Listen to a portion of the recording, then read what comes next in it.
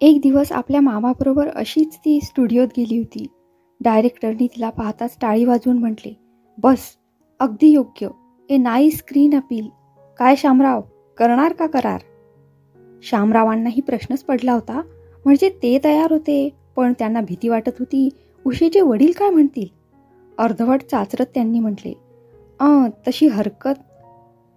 तोंडातला pipe जरासा जोरात ओढल्यासारखे करीत डायरेक्टरने म्हटले, पण काय, हो म्हणा, तुमचा पगार वाढवू. आणि खरोखरच मॅनेजरना हाक मारून त्यांनी सांगितले, हे पहा कवठीकर, शामरावांचा पगार 100 करण्याबाबत मला या महिना अखेर आठवण करा. आणि ही नवी बालनटी उषा यांच्याबद्दलचे राईटअप्स तयार करून रवाना होऊ द्यात. यांना दरमहा 250 रुपये द्यायचं ठरवलंय मी. काय उषाताई, येणार ना? उशीला काय, तिला वाटले डायरेक्टरच्या रूपाने देवच आलाय. दरमहा 250 रुपये कुठे ठेवायचे इतके? कावेरीच्या भाऊंची शाळा तपासणाऱ्या इन्स्पेक्टरला सुद्धा इतका पगार नसेल. स्वतःचा पगार वाढून शिवाय उषेचा पगार घरी येणार होता. शामराव कशाला अडथळा करील? आणि 250 रुपयातले 50-75 रुपये घरी तिच्या वडिलांकडे पाठवले तर ते तरी का म्हणून नकार देतील? त्या दिवसापासून उषेने कला प्रांगणात पाऊल टाकले. शाळा सुटली, पण त्याचे तिला काहीच वाटले नाही. उलट बरेच झाले. शाळा असताना निदान सुट्टीत तरी कोकणातल्या त्या गावात जाऊन बावळट भावंडांचे काम करावे लागे. आता काय, वेळच कुठे होता. नि असला तरी ज्या गावात सिनेमा नाही, हॉटेल्स नाही, उषाबाई फार मारू दिसता बुवा म्हणून म्हणणारे सेवक नाहीत, त्या गावाला जाऊन करायचे काय? अवघ्या 4 वर्षात एक बऱ्यापैकी नटी म्हणून तिचा बोलबाला झाला होता. कोणत्या कंपनीला अभिवचन देऊन कोणत्या कंपनीत जायचे, पगाराच्या अटी घालताना आगाऊ किती रक्कम घ्यायची, अमुक गोष्टींनी अभिनय मी करणार नाही अशा अटी कशा घालायच्या, अमुकच डायरेक्टर नाही तर मेकअप मास्तर पाहिजे म्हणून ताणून धरून स्वतःची किंमत कशी वाढवायची, या साऱ्या कलात ती निष्णात झाली होती. पुण्याला नवीनच निघालेल्या काही हौशी श्रीमंतांनी स्थापन केलेल्या एका चित्रसंस्थेत भरपूर मोठ्या पगारावर तिचा 4 वर्षाचा करार झाला होता आणि म्हणूनच ती कावेरीला भेटू शकली होती. बाकी इतके दिवस ती पुण्याला होती. अगर अनेक ठिकाणी तिचे फोटो छापून आले होते, तरी वाचनाची फारशी आवड नसलेल्या नि खेडेगावात राहिल्यामुळे सिनेमा जगत हे काय आहे हे माहीत नसणाऱ्या कावेरीला ती कशी माहीत व्हावी? आणि म्हणूनच याबाबत उषेने तिला एकदम विचारले असताना ती म्हणाली होती, योगायोगावर माझा फार मोठा विश्वास आहे. ज्या विचित्र योगाने माझा काहीही अपराध नसता असलं सासर मला मिळालं, त्या योगायोगानेच तुझी नि माझी भेट झाली. कंपनीचे डायरेक्टर काही महत्त्वाची यंत्रसामुग्री खरीदण्यासाठी व सरकारी अधिकाऱ्यांची भेट घेण्यासाठी मुंबई व दिल्लीला जाणार होते. स्टुडिओत इतर कामे चालू असली तरी शूटिंग नसल्यामुळे प्रमुख नटांना काहीच काम नव्हते. नयन कुमार नावाच्या कंपनीत आलेल्या एका नव्या उमद्या तरुणाबरोबर विश्रांतीसाठी म्हणून उषा बेळगावला गेली होती. सिगरेट ओढणारी हीच ती बया म्हणून गाडीतल्या म्हातारीने उषेकडे बोट दाखवल्याचे कावेरीला माहीत होते. बायका सिगरेट ओढतात? सगळ्या की सिनेमातल्या? निदान त्या म्हातारीच्या सांगण्याप्रमाणे उषेने ओढली होती खरी. बाकी त्याला काय पुरावा होता म्हणा? 4-8 दिवसांच्या कालावधीत तिने उषेला सिगरेट ओढताना कधीच पाहिले नव्हते. सभ्य स्त्रीच्या आयुष्यक्रमाला गालबोट लावील असे कोणतेच कृत्य उषेकडून घडल्याचे तिला आठवत नव्हते. उलट रोज अंगधुणे झाल्यावर आतल्या खोलीत लावलेल्या श्री लक्ष्मीनारायणाच्या फोटोला हार घालण्याची तिची पद्धत तिने पाहिली होती. उषा बोले तरी किती गोडनी लागवी. वास्तविक कावेरी कुठली कोण? एक अशिक्षित, जुनाट वळणाची, वेड्या नवऱ्याची, सासरहून पळून आलेली, अपमानित, खेडवळ स्त्री. जुनी मैत्रीण असली म्हणून काय झाले? जुनी वचने नि जुने मित्र, दोन्हीही गोष्टी परिस्थिती पालटलेला माणूस सहज विसरू शकतो. काय म्हणून तिने कावेरीला आश्रय द्यावा? अशा तऱ्हेने मनात विचारांचा गोंधळ उडाला म्हणजे कावेरीला प्रश्न पडे, काय वाईट आहे हिच्या वागण्यात? किती प्रेमाने आणि आपलेपणाने बोलते. हे सगळं दिसत असताना कसं वाईट म्हणायचं हिला? आता सिनेमात आहे तेव्हा वागत असेल इतर बायकाहून निराळी, पण तिचे पुराण संस्कारी मन उषेला एकदम चांगली म्हणायला तयार होईना. कारण चांगली म्हणावे तर आपल्या व्याख्येतल्या कोणत्या सभ्य स्त्रीच्या कोष्टकातही बसत नाही. थोडक्यात तिच्या मनाचा गोंधळ उडे. आणि तसा तिच्या मनाचा गोंधळ उडाला असता तर तो अस्थानी होता असेही म्हणता आले नसते. सकाळी 8-8:30च्या आत अंथरुणातून उठलेल्या उशीला तिने कधी पाहिले नव्हते. ती उठायची आणि तोंड वगैरे धुतले की गड्याने आणून दिलेला चहा, केक्स हा आहार व्हावायचा. खूप मोठ्या बिलोरी आरशासमोर होणारी केशभूषा नि मग जवळजवळ अर्धा पाऊण तास स्नानगृहातले मनसोक्त स्नान, त्यानंतर पुन्हा करण्यात येणारे शृंगार साज नि मग स्टुडिओ. ती संध्याकाळी 6:30ला परत येई असेही नाही. एकदा दोनदा तर ती रात्री 12-1 वाजता परत आली होती. कावेरीच्या डोक्यात आले होते, हिला एकदा विचारावे, करतेस तरी तू काय इतका वेळ? दुपारी घरी कोणीच नसले म्हणजे मग कोच्यावर पडल्या पडल्या कावेरीच्या डोक्यात असलेच विचार सुरू असत. नि असले विचार करून कंटाळा आला म्हणजे मग ती उषेच्या खोलीतले फोटोकडे पाहत बसे. काही नाही तरी उषेचे 50-75 फोटो होते.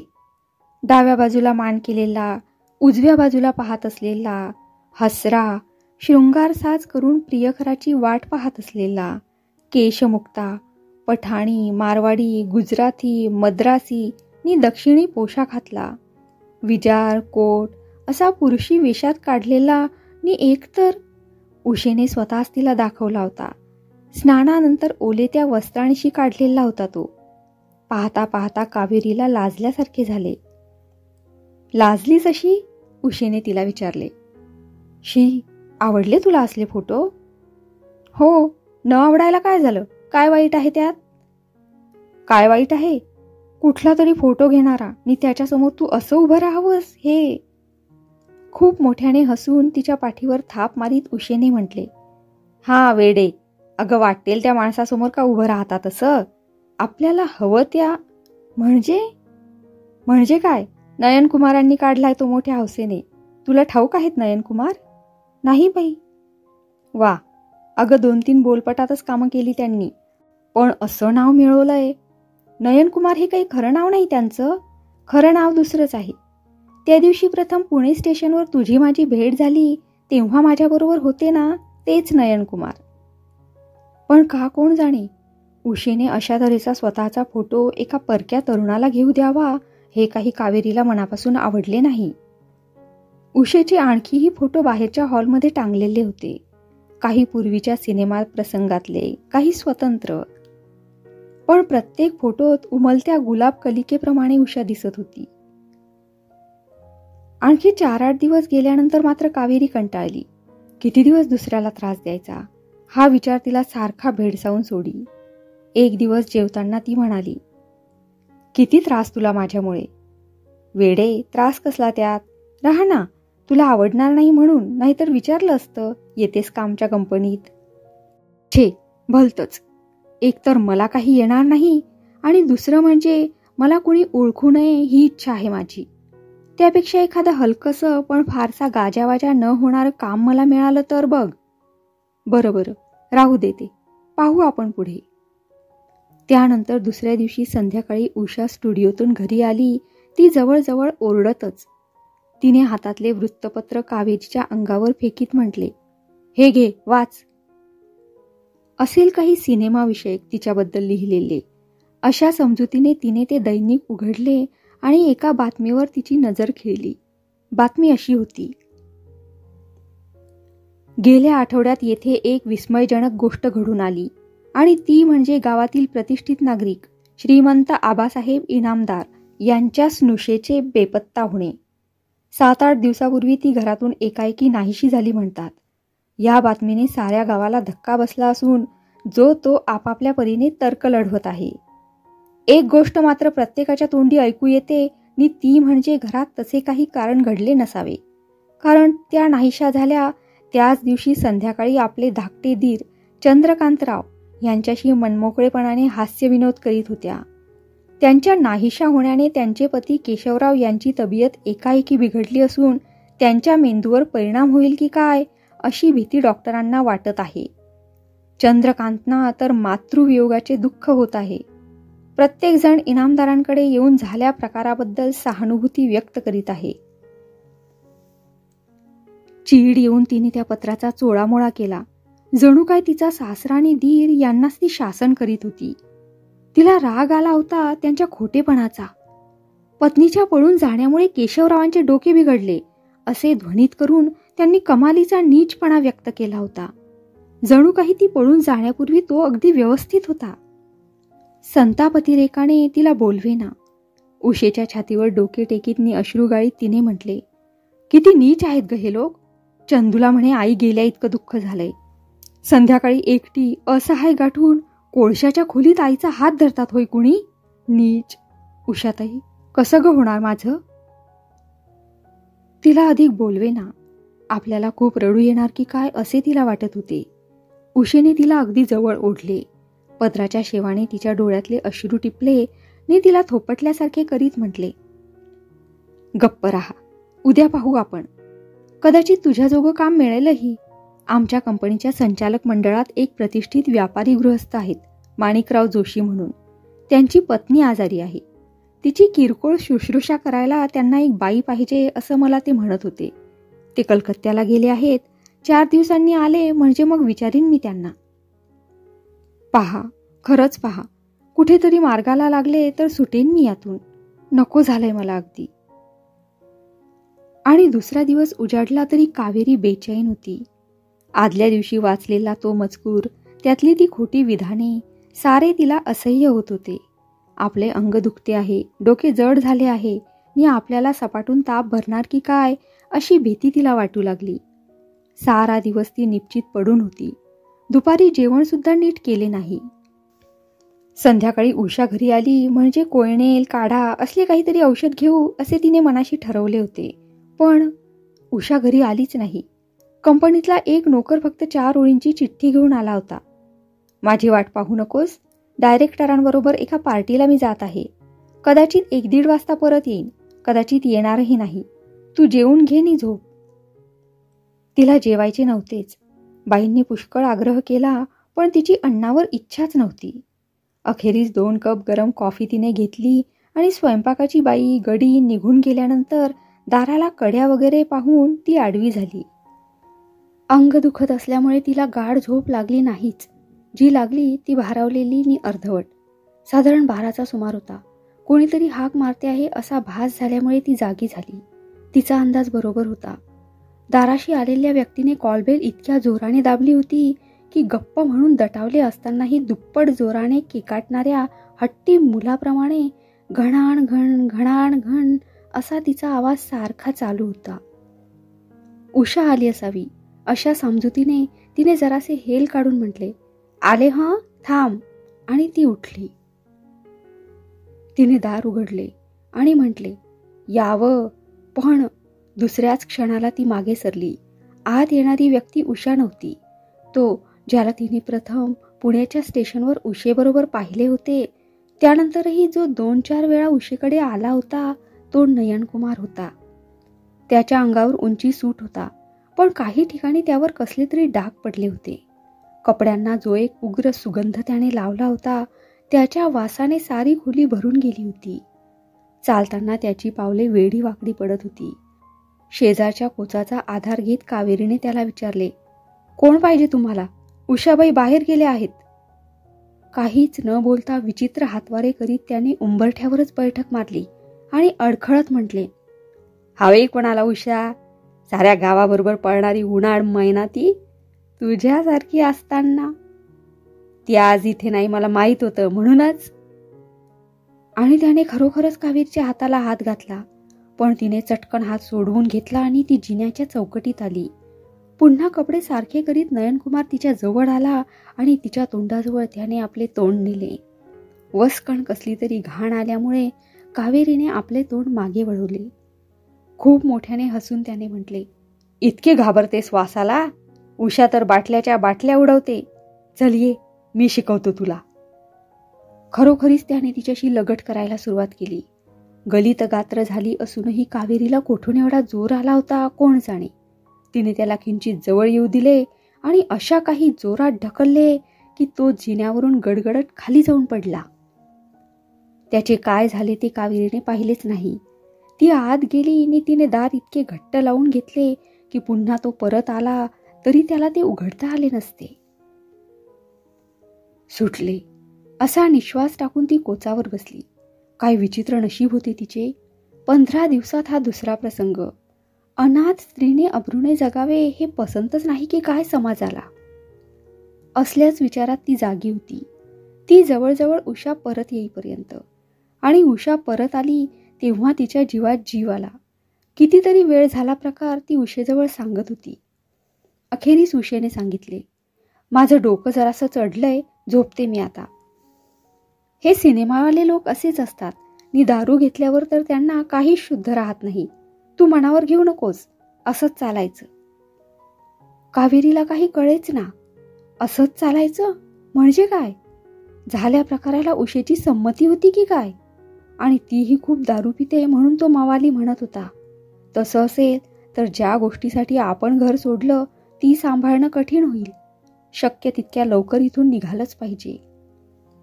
अखेरीस 8 दिवसांनी ज्यांच्याकडे तुला नोकरी देते म्हणून उषेने कावेरीला सांगितले होते ते कंपनीच्या संचालक मंडळातील एक संचालक श्री माणिकराव जोशी पुण्याला परत आले होते. आणि आज शूटिंग पाहायला ते कंपनीत येणारही होते. नव्हे तशा अर्थाची चिठ्ठी त्यांनी उषेला पाठवली होती आणि लिहिले होते. ज्या बाईंना तुम्ही आमच्या इथल्या नोकरीबद्दल सांगितलं होतं त्यांना घेऊन आलात तर फार मेहरबानी होईल. माझ्याबरोबर तुला आज कंपनीत यायचंय. मी सांगते तसा पोशाख कर. म्हणून उषेने स्वतः कावेरीला सजवली होती. जुन्या पद्धतीची केसांची वेणी घालणाऱ्या कावेरीला सैलसा मानेवर रुळणारा आंबाडा घालताना किती लाजल्यासारखे झाले होते. तिच्या केसांचे पेंड वळताना उषेने म्हटले, किती नाजूक, लांबसडक नि मऊ आहेत ग तुझे केस. मोकळे टाकून केसांच्या तेलासाठी कॅलेंडरवर फोटो दिलास तर वाटेल तितके पैसे मिळतील तुला. कावेरी फक्त लाजली. किरमिजी रंगाची पातळ उषा तिला गोल नेस म्हणून म्हणत होती, पण तिनेच ते नाकारले. मी तसलाच ब्लाऊज घालून निशिगंधाच्या फुलांची वेणी डोक्यात घालून तिने आरशात पाहिले. तेव्हा तिचा तिच्यावर विश्वासच बसेना. कावेरी इतकी मोहक असेल? मी इतकी का सुंदर आहे? उषेने तिच्याकडे आपादमस्तक न्याहाळून पाहिले आणि म्हटले, मी या घटकेला पुरुष असते तर काय केलं असतं माहीत आहे? नाही बाई, काय केलं असतंस? एक पाऊल पुढे टाकत ती कावेरीजवळ आली. तिचा हात तिने हातात घेतला आणि म्हटले, तुला अशी ओढून जवळ घेतली असती आणि खरोखरीच तिने कावेरीला जवळ ओढून तिचे चुंबन घेतले. तिच्या केसांचा येणारा मादक सुगंध, नितळ चेहरा, शरीराचा सुखद स्पर्श कावेरीला लाजून नको झाले. तिने उषेच्या बाहुपाशातून आपली सुटका करून घेतली आणि म्हटले, काय हे? अगं काय कसलं? आमचे डायरेक्टर साहेब इतके खुश होतील, तुलाच करतील, पुढल्या बोलपटात नाही का? खरंच? मग नको गडे, मी आपली साधीच येते. बाईची नोकरी मागायला जायचंय मला, नटीची नव्हे. उषेनेही हरकत घेतली नाही, कारण अद्ययावत वेशभूषा केलेली कावेरी इतकी मोहक दिसत होती की उषेला खरोखरच भीती वाटली. न जाणो आपण अशी हिला नेली तर हीच पसंत व्हायची आणि आपला बाजा वाजायचा. कावेरीने डोक्यातली वेणी काढली, नेहमीचे पातळ परिधान केले आणि ती उषेबरोबर निघाली. साध्या वेशात सुद्धा ती आकर्षक दिसत होती. स्टुडिओत आल्यानंतर कावेरी उषेच्या स्वतंत्र खोलीत बसली होती. उषा आरामखुर्चीत कोणतीशी कादंबरी वाचीत पडली होती. अखेरीला कोणीतरी नोकर आत आला आणि त्याने म्हटले, चला उषाताई, डायरेक्टर साहेब खोळंबून बसलेत नि मेकअप मास्तर रामभाऊ अडून राहिलेत, चला. उषेने आळस दिला आणि पुस्तक खाली ठेवीत म्हटले, चल बाई, पडद्यावरचे मोहक प्रेमप्रसंग प्रत्यक्ष किती अडचणीचे असतात पाहते, चल. दोघीही उठल्या. सेटवर चित्रीकरणाला जरूर ती सामुग्री तयार होती. कॅमेरा ट्रॉलीवर टाकून खूप पोट सुटलेला आणि बुटकासा कॅमेरामन उगीच इकडून तिकडे करीत होता. साऊंड रेकॉर्डिस्ट कानांना उपकरणे लावून जय्यत तयार होता आणि रिफ्लेक्टर धरणारी पोरे डायरेक्टरच्या हुकमाची वाट पाहत होती. अगदी बाजूला 2-4 खुर्च्या टाकलेल्या होत्या. त्यापैकी एकीवर खूप उंच, अंगाने सुटलेला आणि जरासा काळा असा एक गृहस्थ बसला होता. त्याचा उंची, फारशी फॅशनचा कोट आणि प्रमाणाबाहेर जाड असलेला खालचा ओठ तेवढ्यातही तिच्या दृष्टीतून सुटला नाही. त्या गृहस्थाच्या शेजारी बराचसा कृश पण पाणीदार डोळ्यांचा एक तरुण बसला होता आणि 2 खुर्च्या रिकाम्या होत्या. उषेने सांगितल्यावरून ती अगदी कडेच्या खुर्चीवर जाऊन बसली. पडद्यावर दिसणारा दोघांचा प्रेमप्रसंग घ्यायला इतक्या माणसांची जरुरी लागते याची तिला आश्चर्य वाटले आणि तसे तिने उषेजवळ बोलूनही दाखवले. उषेने म्हटले, पहा आता मी कपडे बदलून येते. पण हो, आधीच हळूच सांगून ठेवते तुला, तुझ्या रांगेला ते जाडे काळगेले गृहस्थ आहेत ना, तेच माणिकराव जोशी. ज्यांच्याकडे तुला नोकरी देते म्हणून मी म्हटलं होतं ना, ते खूप मोठे व्यापारी आहेत. कंपनीची निम्मी मालकी त्यांच्याकडेच आहे. नि दुसरे बसलेत ना, ते कथालेखक. नि हे कॅमेऱ्याजवळ उभे आहेत टक्कल पडलेले आणि तोंडात पाईप आहे, ते डायरेक्टर मोहनचंद्र. बरं बस तू, मी येते रंगून.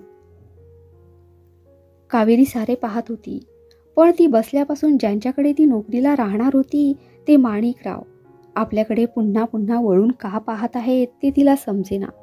एवढा मोठा गृहस्थ असं पाहू नका म्हणून तरी कसं सांगायचं. उषा पोशाख बदलून आली. साधेच काळे पातळ आणि पिवळा ब्लाऊज. डायरेक्टर मोहनचंद्रांनी पाईपमधून खूप मोठा धुराचा लोट सोडला आणि उषेकडे पाहून हसल्यासारखे करीत म्हटले, काय करायची सुरुवात? उषेने म्हटले, हो. आणि ती सेटवर जाऊन उभी राहिली. मोहनचंद्रांनी सगळ्यांना शांत राहण्याची सूचना दिली आणि म्हटले, उषाताई, आता असं समजायचं की दुपारची वेळ आहे आणि पुस्तकं हातात घेऊन तुम्ही कॉलेजमधून चालला आहात. काय, घरी चालला आहात? तुम्ही आपल्याच तंद्रीत आहात. इतक्यात मोटारसायकल आल्याचा भास तुम्हाला होतो नव्हे, खरोखरीच मोटारसायकल येते. मोटारसायकल चालवणारा हॉर्न वाजवतो, पण त्याचा काहीच उपयोग न होऊन तुम्ही दूर फेकल्या जाता. तो तरुणही पडतो, पण त्याला फारसं काही न लागल्यामुळं तो तुम्हाला उठवतो. तुम्ही चिडून त्याला शिव्या देण्याच्या बेतात असता, इतक्यात त्याचं तोंड तुम्हाला दिसतं आणि रागावण्याऐवजी विस्मय आणि आनंद यांनी गोंधळून जाऊन तुम्ही म्हणता, कोण, मोहन? खरंच मोहन? बस इतकंच, कळलं? हो. अशा अर्थी उषेने मान हलवली. डायरेक्टरने शिटी फुंकली आणि ओरडून म्हटले, सायलेन्स. Yes, ready, start. सीनचा नंबर असलेली खडूने लिहिलेली पाटी एका पोराने कॅमेरासमोर धरली. फट असा आवाज झाला. ट्रॉली फिरू लागली. कॉलेजातून घरी जाणाऱ्या तरुणीच्या आविर्भावात उषा चालू लागली. मागाहून एक तरुण मोटरसायकलवरून आला. त्याने हॉर्न वाजवला आणि सरळ चालायचे ते उषेने मागे पाहिले. अंगात आल्याप्रमाणे डायरेक्टर किंचाळले, कट कट. अगदी चुकलात उषाताई तुम्ही. अहो, मागं नाही पाहायचं, स्वतःच्याच नादात चाललायचं. काय? आणि एका हाताखालच्या कामगाराकडे वळून ते खेकसले, गोप्या, लेका लाईट कसा देतोयस? तुझ्या बापाचे खर्च होतात काय 2 पैसे? भरपूर उजेड पडला पाहिजे उषाताईंच्या तोंडावर. पुन्हा शिट्टी, तोच फार्स. ह्या वेळेला बरेचसे नीट जमले. मोटारचा धक्का लागला, ती पडली. त्याने तिला उठवली, पण पुन्हा काय झाले कोण जाणे. डायरेक्टर साहेब पुन्हा चवताळले, लेका कशी ओढतोयस तिला? काय कोळशाचं पोतं आहे? सिनेमातल्या प्रियकरणीला उचलताही येऊ नये तुला? हात लेका, थांब मी दाखवतो. आणि खरोखरीच उशीला पुन्हा कुशीवर पडायला लावून त्यांनी तिच्या खाखेत हात घालून तिला कशी उचलायची ते 2-4 वेळा दाखवली. या निमित्ताने का होईना त्यांनी तिच्या छातीवर इतका दाबून हात ठेवावा हे कावेरीला आवडले नाही. तिला वाटले, मुद्दाम तर करीत नसेल ना हा डायरेक्टर. कारण तिच्या पलीकडे बसलेल्या कथालेखकाच्या कानात माणिकरावांनी म्हटलेले पुढील वाक्य तिला ऐकू आले, नशिबवान लेकाचा, मजा असते बुवा या डायरेक्टरांची. पुन्हा सुरुवात झाली, पण ह्यावेळी उषेच्या आवाजात दोष निघाला. रेकॉर्डिस्टनी बारीक आवाजात डायरेक्टरांना सूचना दिली, उषाताईंना जरा मोठ्याने म्हणायला सांगा. अखेरीला 1.5 तास धडपड केल्यावर एकदाचा तो छोटासा सीन पार पडला. आणखी काही किरकोळ प्रसंगाचे चित्रीकरण करण्यात आल्यानंतर त्या दिवशीचे काम संपले. परत खोलीत येऊन उषेने तोंड धुतले, केस सारखे केले आणि पातळ बदलून खुर्चीवर अंग टाकीत तिने कावेरीला विचारले, कसं काय वाटलं तुला? मी काय सांगणार, पण तुझ्या त्या टकल्या डायरेक्टरने तुझ्या जवळ यावं हे. तिला गप्प करीत उषेने म्हटले, हळू बोल, नोकरी जाईल माझी. सिनेमा जगात कातडीच्या स्पर्शाला विटाळच नसतो.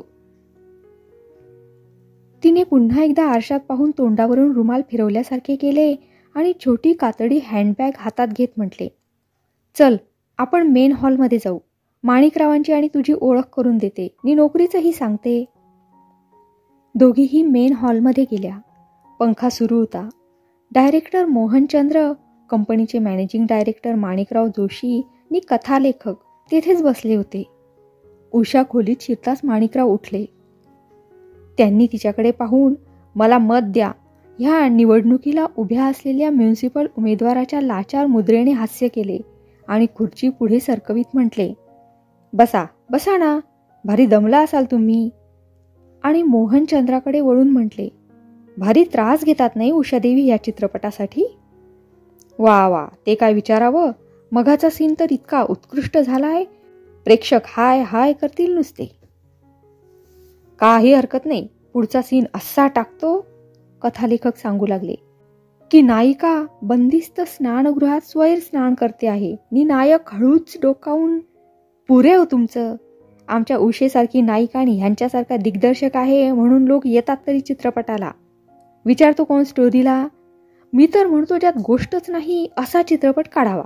काय मोहनचंद्र? तर लेखाची उगाच शेफारतात. तुम्हीच लिहा माणिकराव असं एखादं बिनकथेचं कथानक, मोहनचंद्र म्हणाले. उषेला हसू आले. कथा नसलेले कथानक हे कसे लिहिणार?